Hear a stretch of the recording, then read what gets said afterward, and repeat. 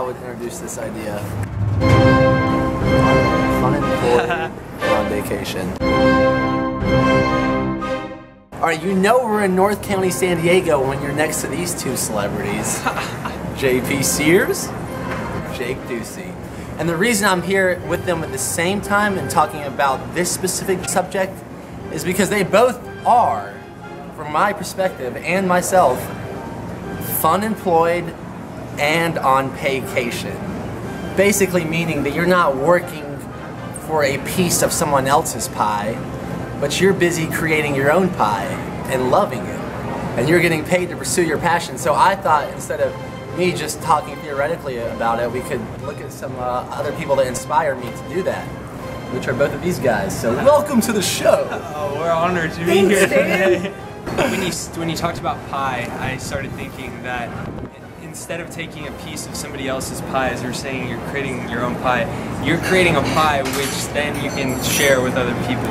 This advice somebody gave me one time. He said, if you really want to do what you want to do with your life, find a need that needs to be filled and fill that. So finding your dream, finding that thing that makes you feel happy and productive. And the benefits in my own life has been, people always talk about, how do I get rid of inner conflict in my life? And I don't think that's possible until you're actually doing what you want to do with your time. And so the, the foremost benefits are that I can sleep at night, knowing that I'm spending my time doing what I want to do here on this earth. Yeah, the way I kind of look at it is, I kind of tried to flip the script a long time ago, was that I try to find certain things that I would pay to do, and then I try to find a way to get paid to do them. And I know my friend JP here, he would pay to do what he does. Am I right about that? Absolutely. You know, part of what I do is I get to travel around the world, lead workshops, classes. I get to talk with people all day who they call themselves my clients, but they're really teachers. So I get paid to learn about life. I get paid to heal myself. I get paid to grow myself. And you mentioned the idea of making our own pie in life, being the creator of your own pie. Well, I think, well, maybe we're here to create the creator of our pie, then create the pie, then eat our own pie. So one of the things for me that's most important, that's been more valuable than anything else in my life, to be able to live my life for me, not somebody else, is honor the relationship I have with mystery, with the unknown. In the relationship I have with mystery is I allow myself to get afraid of it, afraid of the unknowns, to be scared of the things I haven't done before, but do them anyway. I think there was a wise person that said one time, be afraid, but don't let your fears stop you. Yeah, talking about fear, one time there in Hamilton, he said to me that fear, we need to be humbled, and so fear is the ultimate reverence from God. That's our reverence when we're scared, and it's allowing us to know that something higher is orchestrating everything. And that's what I thought of when he said that. Yeah, and I think a wise man also said the only thing to fear is fear itself. And I think that's another way of kind of flipping it, just like a paycation. Like, it's not too bad. I could talk over that one, I think. Just like the paycation, the idea of like, why work a job that I don't want to when I can find ways to get paid to do things that I would pay to do? The same thing with fear and insecurity. This lifestyle, I know a lot of people come to the RawBrahs wondering like, I want to like live, I want to do this dream job. I want to like travel around the world. They want to do it. Well, they said, how do you do what the RawBrahs in you do? That's what they said. Yeah, that's a very common question. So I finally figured I would like tackle this head on because it is a passion of mine. And I think JP hit on it really well, is that this is not a path of security. It's not a path of safety. It's actually a path of a lot of vulnerability and like a lot of like the unknown. I'm just walking down the road and I can barely, you know, I'm actually, in reality, my long vision's pretty bad, and I kind of make fun of that because I don't really see the future. I just kind of like focus on what's in front of my face. And that's how it is. It's kind of like when you're doing this, when you're pursuing your passion and trying to find ways to get paid to do it, it is a very vulnerable road. And I'm just happy that I see these guys, when I get close enough, I'm like, oh, you're here too, JB? Hey, Jake, hey, you're here too. I couldn't see anything too far ahead. Yeah, there's this thing that I told myself to get where I wanted to be, I had to take the risk, which was to drop out of school and leave what's a promised lifestyle. And something that I reminded myself is that actually that everything is a risk. That it's a risk to stay where you are in your life and keep doing the things you don't want to do. You know, what's the risk of that? The risk of that is your own well-being, your own happiness, and your own time. But it's also a risk to step in the unknown, to do something new. But we're so conditioned in our society to look at the worst thing possible. So we say, well, what's the worst thing that could happen? And then we make our decision, well, that's a risk and that's not a risk. When in fact, what's the bigger risk than giving up who you are and what you want to do with your life? And so instead, I ask myself, when I want to take this step to get paid to do what I want to do, what's the best that could happen? And I focus on that aspect rather than letting the fear paralyze me. Of course, it's an incredible opportunity to move forward in your fear, but I think so often as soon as we feel the fear, we can just let it stop ourselves and say, well, this isn't a risk, I can just stay here. So feel the fear and do it anyways. And I'm happy JP is here for this moment, because how would you encourage people to do that? Because this is obviously, for all three of us, it's a path of vulnerability, and it's a path that we were probably scared to take, and we do it anyways. And it probably scares us maybe on a weekly basis or even a daily basis. So how do they escape, if someone's interested, escape from the security of that Starbucks health insurance? Well, I would call it purpose-driven fear. The question is, do you allow yourself to be afraid going into the mystery, the unknown, or are you afraid to be afraid? If you're afraid to be afraid, that's the paralysis you were talking about. So if you're afraid to be afraid, your future becomes incredibly predictable. It will just be a mirror reflection of your past, because your past is predictable, it's familiar. And is that a shallow day of life or a shallow life or what? If you only lived one day of your life, but it repeated itself 100,000 times, that's incredibly pointless. The other question is, what's the difference between living in your head and living in your heart?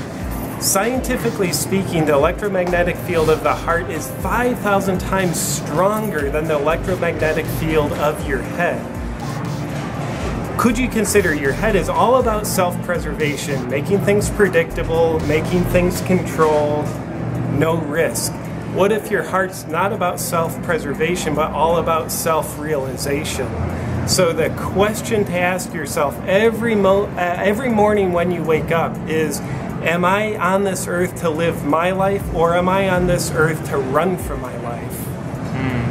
And there's just little jewels being dropped everywhere, and it reminds me of what you were talking about, living in your heart rather than your mind. You've heard us quote the idea of losing your mind and coming to your senses. And when I think of the senses, the largest feeling that I have when I think of my senses is my heart. And I think that's my physical trick. That's my little life hack. How do I chase these fears? Or how do I get rid of the biggest risk of them all, not pursuing my... Yeah, I basically, when I get that vulnerable feeling, I think about, let's just lose my mind and let's pretend the only proof that I have that I'm alive right now is on a sensory level. What is that? My heart's beating really fast. Heck, that basically means it's the same way I feel when I'm really excited and really happy. It's just I'm alive. Wow, I'm fully alive. So these are just ways for me to increase my level of aliveness by chasing my fears and losing my mind and coming to my senses/heart. So thank you for sharing that, JP. That was pretty profound. Yeah, it was very profound. It was beautiful. And I like what you said a lot, and I think that's true, that these ideas that, well, just take the safe route, or you'll get your health insurance this way, just do this so you can go to school, and then you get the job, and then you can get the house, and then that cycle, this rat race idea. Well, it's important to get your health insurance if you're not doing what you want to do, because you're probably going to get sick eventually because of all the emotions that you're holding in it. Yeah, and I've also heard get health assurance instead of insurance, and I think this is a way to assure your health by pursuing your passion and being in touch with your heart and not being lost in your mind, but being lost in the everyday moment. I love being lost in the moment. What's better than that? And I think this is a way. If you're working 40 hours a week, or heck, 20 hours a week of something you don't want to do, I don't know if I buy into it. I don't know if I can buy into you'll have the health assurance that you need if you're sacrificing your time for some feeling of security, when really we might thrive off of insecurity. Absolutely. Insecurity, perhaps food for the spirit, death to the ego. Security, food for the ego, but death to the spirit. That's good. Maybe that's true. You guys mentioned health assurance and health problems caused by our emotional tension, not living our life the way we're supposed to. Carl Jung once said, the principal pathology in humankind is denial.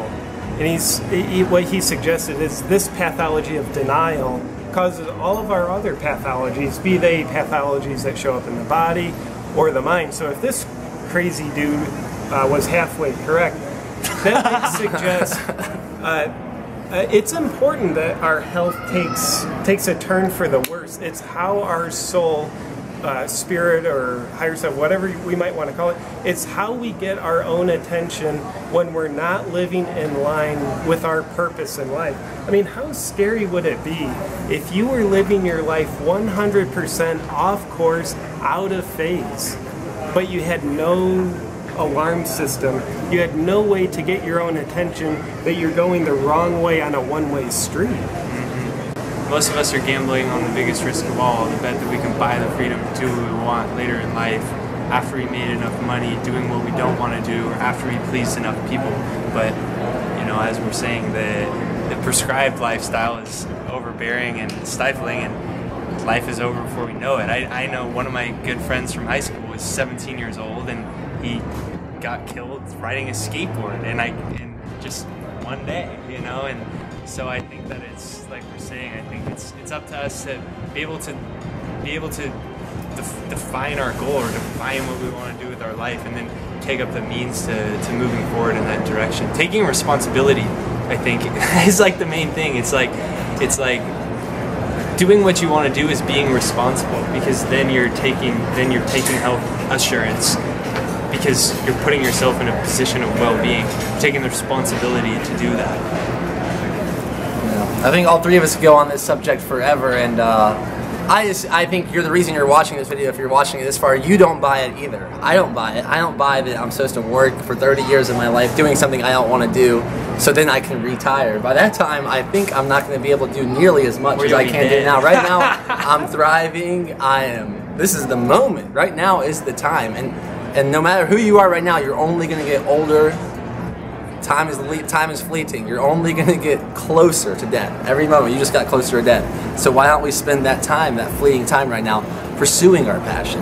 What's more beautiful than that? Personally, I'd rather be that homeless guy in the street, or these guys that you see all up in Encinitas, like living out at the back of their trucks, doing what they love, rather than thinking that, oh, if I can just work 20 more years and save this money, then I can do what I want to, because you could, in that time, you could easily die. Or you could just get old and ragged, and we're too sick to even all those 20 years of not doing what you want can really take a huge toll on your health. So while you have the time, right now is the time. My clock says now. Amen to that, brother. I would also add, if I could, just because this is a very good-looking guy, I would suggest that doing what we love has nothing to do with sitting around trying to figure out what it is we love. I don't think it's a realization that can come in our head. I think it's only an embodiment that we can encounter when we are living our life, rather than sitting back trying to premeditate our life and thinking about our life. Through experimenting. Yeah, so is the purpose of life to find our purpose of life, or is the purpose of life to simply live our life? You know, there's a difference. We all know the old saying, there's a difference between living and existing. If we're in a place of existence, we don't feel the life that wants to come through us. So there's an interesting phenomenon that happens. We have to compensate for what we're not feeling. So we might get addicted to stimulants, sugar, cocaine, crack, crystal meth, all those soft drugs, because we don't feel life being lived. So we need to feel something just to validate the feeling experience that we're alive. But, you know, I love Dan's word of fun comfortable. If we can allow ourselves to get uncomfortable, feel fear, excitement, which are the same darn thing, it's just how we judge it differently, there we're actually honoring the full feeling of life being lived through us. And, you know, it's incredibly cliche, so I'm going to throw up pretty soon, right in these bushes when I'm done saying it. But we actually get high on life. We feel the flow of life because we're actually living our life, rather than needing to get high on something else. Yeah, natural high. I totally agree with you. So many people live their lives for the weekend. Whereas I think if you want to do cocaine, it can be a supplement rather than what gets you through the day. And I'm not encouraging cocaine by any means, but whatever it is, the beer, the coffee, those things can be supplements rather than what you depend on to feel alive. Yeah, it reminded me of this quote that I have in my book. It says that there's a difference between learning it and living it. And that was ultimately what inspired me to take the step to do what I wanted to do with my life, is that I realized that I was learning it. I was aware of the possibilities, or the quotes, anything's possible, you can do anything, you can always live your dreams. But ask yourself if that's how you're living it, if that's where you're leaving it at, or if you're actually living it, which is courageously taking steps towards experimenting, even if you don't know where to begin, finding things that make you feel alive just through taking the steps, as he's saying, into fun comfortability. Yeah, that's awesome. I like that point, because if this is like the 200th video you've seen from me or all three of these guys, and you're still not doing much except click and play and reading books and doing studies, I would say turn off the video now and go do it. Yeah. Please. Like one of my good friends, like he was like a big RawBrahs fan. He's like, yeah, I stopped watching y'all's videos because that's not what you want me to do anymore, right? I just started going outside and doing things. Like, that's and cool. I was like, I don't know if I like that, but actually I love it. Yeah, I love it's one of the dude. best thing you can That's the hear. best compliment I could hear is I stopped watching your videos because I stopped getting tired of seeing. I started getting tired of just seeing y'all do things. I decided I was gonna do it for myself. So yeah, that would be a great step. Just do it. I'm gonna actually, because I know this is all easier said than done.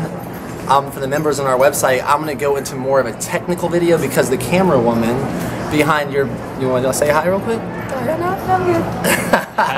Anyways, she just got her work permit, so I don't want her to get trapped in this idea of like, oh, now do you make money and my life has to be about money. I'd rather her start experimenting with some fun jobs and kind of getting your feet wet and seeing maybe if you can't figure out what you like, I'll give you some cool opportunities to explore. I'm very well connected through all of my Craigslist connoisseur pursuits, where I used to live off Craigslist. And I actually do believe if you're completely committed to it, you can make $50,000 in 50 states in 50 weeks. And that would be a heck of a book.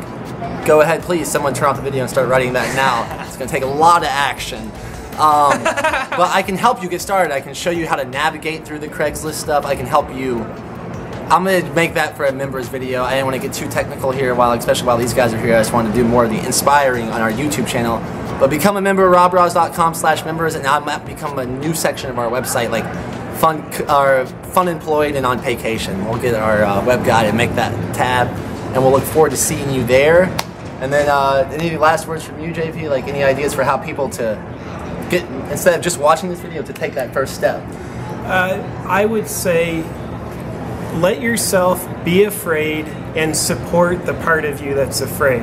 It's one thing to throw How do you support it? Yeah, it's a good question. It's one thing to throw our inner child out into the little jungle and say it's okay to be afraid.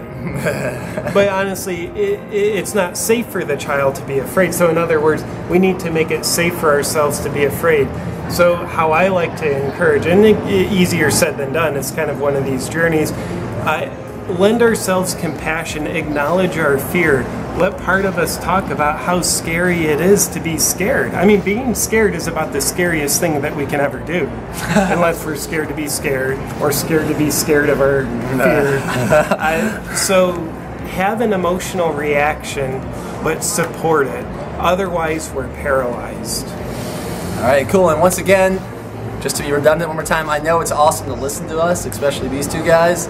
And that can be you almost feel like you could vicariously live through us, and you feel like you did it. But my recommendation is I'm going to give you opportunities to pursue these passions.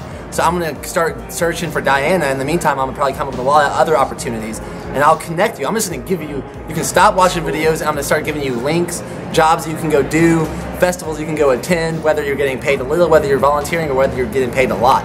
That's cool. So I'll put a link here. Put a link there, and that'll be the news section of our website. And if you really like this idea, I can tell because you signed up, and just comment below and let us know. And the secret word for this video will be art and soul. So just comment down below with art and soul. Art and soul, or nails and spa, whatever you prefer. Cool, guys. Thanks, Dan. Yeah, thank you. Jake was just asking me, what do I mean, like what's this website section gonna be about, and I was just telling him, like, because my eyes are open now helping Diana find her fun employment and being on Paycation, was that, for instance, this is just a direct example, like this week, I think August 1st through like the next week and a half is Sturgis Bike Festival, and I've known this because I've seen these jobs, and you can go there, have the biggest bender and crazy experience of your life with all the people that ride Harleys in the United States in South Dakota. How crazy is that? And get paid a couple $1,000s to experience the subculture. That's amazing, and you learn a lot. You'll learn a lot about, and that's just another one example. Another example I was saying was I recently got offered this idea to get paid to have season tickets for the Atlanta Falcons, where you're on the field and you're hyping up the crowd. So why pay for season tickets to the Falcons if you're a Falcons fan when you can get paid to have them and then be on the field with the Falcons? That's what I'm talking about. So basically what you're doing is, when we were talking about the difference between learning it and living it, you're giving people steps so that they can begin to live it. Because then we're like, oh, I don't know what to do, I don't know what to do. You're actually giving people actionable steps that they can take to begin experimenting. Exactly, and it'll be scary. Like, I'd be scared to go to Sturgis for a week and a half. I mean, I don't know what happened to me, and I actually be kind of uncomfortable being on the Falcons, like hyping up thousands of people. But I know because of this talk we just gave, that's what I should be pursuing. And if you pursue that on a daily basis, I pretty much can guarantee that you will one day die truly living rather than being part of the living dead on a daily basis. Nice. So, have fun. Let's get on that journey. Enjoy it. Great. Join Diana on her next vacation. Yeah, real quick, I just realized before they left, you probably, if you don't know these guys yet, which is pretty crazy, you should get to know them. How did they get to know you? You can get to know me. My name's Jake Ducey, J-K-E. D as in David, U-C-E-Y, and I wrote the new best-selling book, Into the Wind, which you can get on Amazon, which is actually about taking the step from learning it to begin to actually live it and getting fun comfortable. And so at 19, I quit school and college basketball, and I traveled around the world without a map to prove that we can do what we want to do if we can take the steps. Yeah, I'm JP Sears. You can find me right here on YouTube at youtube.com/awakenwithjp, all one word. You can also check out my personal website, innerawakeningsonline.com. And you can find him in front of the French Nails and Spa store in Whole Foods. I remember, get my hair done right here. What was the words again? Art and soul and nails and spa. Dudes, I gotta go. And yeah, if you want to know who we are and you're watching this video and you can't find out more about us, you're just too lost and it can't be helped. Have you heard of the RawBrahs?